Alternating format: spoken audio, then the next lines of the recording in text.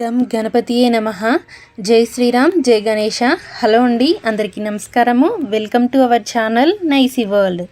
హైదరాబాదులో గణేష్ పండగ అనగానే మెయిన్గా మనకు గుర్తుకు వచ్చేవి ఖైరతాబాద్ బడా గణేష్ అండ్ బాలాపూర్ లడ్డు.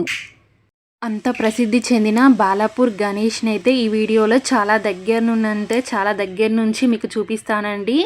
వీడియోని ఎక్కడ స్కిప్ చేయకుండా చివరి వరకు చూసి ఒక లైక్ చేసి సపోర్ట్ చేయండి ఫ్రెండ్స్. ఎవరైనా మొదటిసారి నా వీడియో చూసినట్లయితే నా ఛానల్ని వెంటనే సబ్స్క్రైబ్ చేసి పక్కనే ఉన్న బెల్ ఐకాన్ని ప్రెస్ చేయండి. నేను ఏ వీడియో చేసినా మీకు నోటిఫికేషన్ రూపంలో వస్తుంది. బాలాపూర్ గణేష్ అంటే తెలియని వాళ్ళు ఉండరు. చాలా దూరం నుంచి చాలా వేల సంఖ్యలో అయితే దర్శనానికి వస్తుంటారు. మనం చూడొచ్చు ఈ వీడియోలో ఎంతమంది దర్శనం కోసం వెయిట్ చేస్తున్నారు అనేది. దర్శనానికి టైం వచ్చేసి 1 అవర్ పడుతుందండి. ఒకవేళ క్యూ లైన్ స్పీడ్గా కదిలినట్లయితే 1 అవర్ పడుతుంది. ఒకవేళ క్యూ లైన్ ఆపి విఐపీస్ అట్లా వచ్చినప్పుడు క్యూ లైన్ ఆపుతుంటారు. ఒకవేళ క్యూ లైన్ మాత్రం ఆపితే మాత్రం 2-3 అవర్స్ టైం అయితే పట్టొచ్చు. ఫ్రెండ్స్, ఇక అసలు ముచ్చటకు వస్తే ఈ మధ్యలో రీసెంట్గా స్వర్ణగిరి అనేది బాగా ఫేమస్ అయింది కదా. ఆ టెంపుల్కి వెళ్ళి చూడలేని వారు ఈ బాలాపూర్ స్వర్ణగిరిని అయితే దర్శించుకోవచ్చు. ఈ సంవత్సరం బాలాపూర్లో కొలువైన బొజ్జ గణపయ్యకైతే స్వర్ణగిరి థీమ్లో అయితే మండపం ఏర్పాటు చేశారు.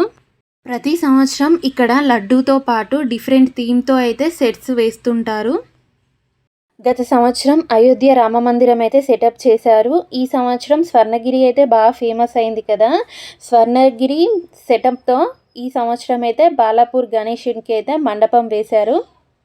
అసలు చూస్తుంటే స్వర్ణగిరికి వచ్చామా అన్నట్టు అనిపిస్తుంది. సేమ్ స్వర్ణగిరిలో ఉన్నట్టే సెట్ అంతా అయితే చాలా అద్భుతంగా సెట్ చేశారు. ఇక్కడ శేషతల్పంపై విష్ణువు, వెంకటేశ్వర స్వామితో పాటు బొజ్జ గణపయ్యని అయితే మనం దర్శనం చేసుకోవచ్చు. స్వర్ణగిరిలో మెయిన్ హైలైట్ అయిన కోనేరులో మహావిష్ణువు శేషతల్పంపై అలా శయనిస్తుంటే మహావిష్ణువు పాదాల దగ్గర లక్ష్మీదేవి అయితే చక్కగా కూర్చున్నారు.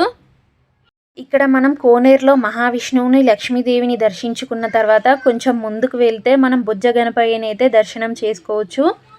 ఇక్కడ మనం చూడవచ్చు లోపల మండపం ఎలా ఉంది, పబ్లిక్ ఎలా ఉంది అనేది ఈ వీడియోలో మనం చాలా క్లియర్గా చూడవచ్చు. బయటనే కాదు, లోపల గణపయ్య మండపం కూడా చాలా బాగా సెట్ చేశారు. అసలు ఎంత అందంగా ఉందో అక్కడి నుంచి రావాలనిపించలేదు. అసలు గణపయ్య దగ్గర ఎంత జనాలు ఉన్నారో మనం ఈ వీడియోలో చాలా క్లియర్గా చూడవచ్చు. ఈ బాలాపూర్లో కొలువైన బొజ్జ గణపయ్య విగ్రహం గురించి చెప్పాలంటే గణనాథుడు అయితే ఒక పీఠంపై ఎంత చక్కగా కూర్చున్నారో మీరు ఈ వీడియోలో చాలా క్లియర్గా చూడవచ్చు. 22 అడుగుల ప్రతిమనైతే ఇక్కడ ప్రతిష్ఠించారు. స్వామివారు అయితే ఎంత చక్కగా ఉన్నాడో చూస్తుంటే అలా చూడాలనిపిస్తుంది. ఆ కన్నులలో తేజస్సు, పెద్ద పెద్ద చెవులు, పెద్ద తొండము, అలా చేతులలో ఆయుధాలు, అసలు ఎంత చక్కగా ఉన్నాడో చూస్తుంటే చూడాలనిపిస్తుంది. అయితే చాలాసేపు అక్కడే ఉన్నా, అసలు రావాలనిపించలేదు అక్కడి నుంచి. ఇక్కడ గణపయ్యకు చూడగానే హైలైట్గా కనిపించేవి ఆ చెవులు అండ్ తొండం. ఇక్కడ మనం చూడవచ్చు విగ్రహం పైన కిరీటం వచ్చేసి గోల్డ్ కలర్లో ఉంది. అందులో శివయ్యని అయితే ప్రతిష్ఠించారు.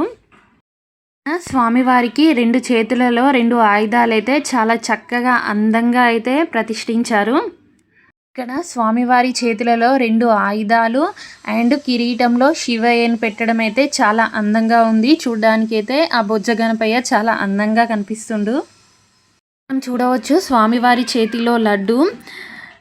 ఈ 21 kgs లడ్డూకు సంబంధించి ప్రతి సంవత్సరం కూడాను మహేశ్వరరావు అనే అతను బహుమతిగా అందిస్తుంటాడు. లడ్డు అయితే చాలా ఫేమస్ అండి. బంగారతో సమానంగా చూస్తుంటారు. దాదాపు నవరాత్రులు కూడా పూజలు అందుకున్న తర్వాత వేలంపాట వేస్తారు. వేలంపాటకైతే దాదాపు చాలామంది అయితే పోటీకి దిగుతుంటారు.